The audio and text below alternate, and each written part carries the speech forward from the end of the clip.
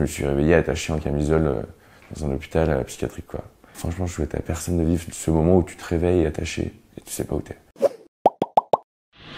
J'ai pas dormi pendant des semaines, je pense. J'arrêtais pas de créer des sociétés, j'en ai créé 4 en 6 mois. Il y a aussi les consommations dans l'excès. Ça, c'est pas forcément le cas de tout le monde, mais moi, voilà, à ce moment-là de ma vie, je consommais beaucoup de substances et d'alcool. On fait des dépenses excessives. Moi, j'ai invité des potes de Paris à venir en avion, alors que j'avais pas forcément d'argent. On a un peu un sentiment de surpuissance. Je savais pas si au final c'était juste de l'excitation, ou si le fait que je dorme pas c'était normal ou pas, ou si c'était dû au fait que je fasse la fête un peu trop. Ce que décrit Maxime, il ne le sait pas encore au moment où il le vit, mais c'est ce que les psychiatres appellent une phase de manie. C'est une des 3 phases du trouble bipolaire, avec la phase de dépression et celle d'euthymie quand tout va bien. Chaque phase dure en moyenne plusieurs semaines, voire plusieurs mois, mais chez Maxime, la phase de manie a duré près d'1 an. Moi, j'étais en école de commerce en bidiplôme franco-chinois, et donc j'habitais à Pékin. En Chine, il n'y a pas d'hôpital psychiatrique. Et si j'avais vraiment fait une connerie avec un Chinois, ce qui était arrivé plus ou moins, une petite bagarre, là, j'aurais pu finir dans un camp ou j'en sais rien, quoi. C'est mes potes qui ont appelé ma mère en lui disant, voilà, Maxime, il a un comportement vraiment bizarre. Enfin, il dort plus, il s'énerve un peu avec tout le monde. Après, c'est des trucs un peu de fou, mais il a voulu se marier, il s'est pas en bleu. Voilà, il y a des comportements un peu bizarres. Il lui a conseillé vraiment de venir et de me ramener coûte que coûte. Mais pour ça, il y a tout un process à mettre en place. Et il fallait surtout, en fait, réussir à me mettre dans l'avion. Et donc, elle a dû, en fait, me droguer en insu avec des médicaments hyper puissants. Elle a fait un plan machiavélique pour réussir à me faire rentrer dans un avion et que je reste dans cet avion jusqu'à l'arrivée pour ensuite être transféré aux urgences et après hospitalisé. Ils m'emmènent aux urgences, ils me disent que je vais faire des tests et tout. Je dis, bon, vas-y, va très bien, ils me payent. J'ai perdu beaucoup de poids. Et en fait, au bout de 10 minutes, une médecin me demande si je veux bien prendre du Valium.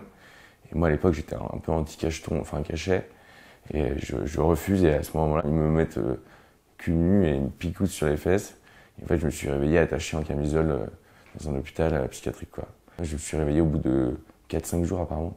J'avais pas dormi depuis des semaines. Franchement, je souhaite à personne de vivre ce moment où tu te réveilles attaché et tu sais pas où t'es.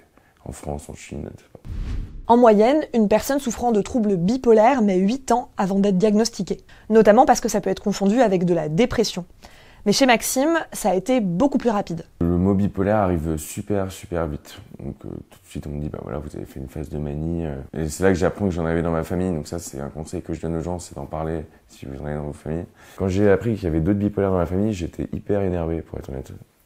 Surtout contre mes parents. Concrètement, si j'avais su qu'il y en avait dans ma famille et si j'avais su ce que c'était, parce que du coup je me serais renseigné, bah, je pense clairement que ça m'aurait permis de m'auto-évaluer en cas de besoin et de rentrer au tout début pour me faire une hospi au bout d'1 mois à Paris plutôt que d'attendre 1 an en Chine et de finir complètement KO, quoi. Si Maxime dit ça, c'est parce qu'il existe une prédisposition génétique dans le trouble bipolaire. En gros, si l'un de vos parents souffre de ce trouble, vous avez 15 fois plus de risques d'en souffrir aussi, contre 1% dans la population générale. Mais il n'y a pas que la génétique. Sur ce terrain favorable, d'autres facteurs comme le stress, le manque de sommeil ou encore la consommation de substances peuvent déclencher des premières phases de manie ou de dépression. Après la manie vient la dépression. Moi, je suis resté 17 mois enfermé dans ma chambre. J'ai pris 25 kilos. J'ai pas répondu à mon téléphone une seule fois à aucun de mes potes. J'ai regardé le plafond, mais franchement dans tous les sens, quoi.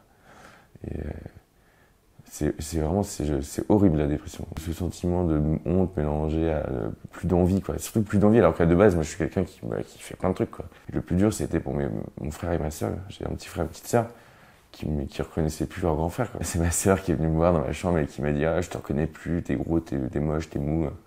Il est où mon grand frère? En vrai, elle m'a dit ça m'a vraiment fait super mal. Et je me suis dit, waouh, c'est vrai, elle a raison. Et aussi, j'ai eu la chance de partir au Groenland sur un bateau avec un explorateur trop cool et qui m'a redonné le goût à la nature, au voyage. Chez les personnes souffrant d'un trouble bipolaire, le risque suicidaire est 15 fois plus élevé que dans la population générale. Ces chiffres, ils font froid dans le dos, mais ils peuvent diminuer si les personnes sont diagnostiquées suffisamment tôt et surtout si elles sont convenablement suivies.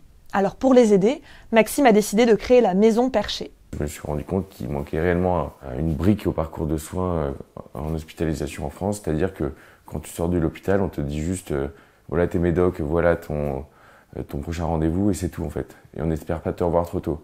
Donc je me suis dit en fait c'est pas possible, quoi. Il faut un espace entre les deux. Bon, pour finir, je voulais juste vous préciser que le trouble bipolaire apparaît en grande majorité entre l'âge de 15 et 25 ans.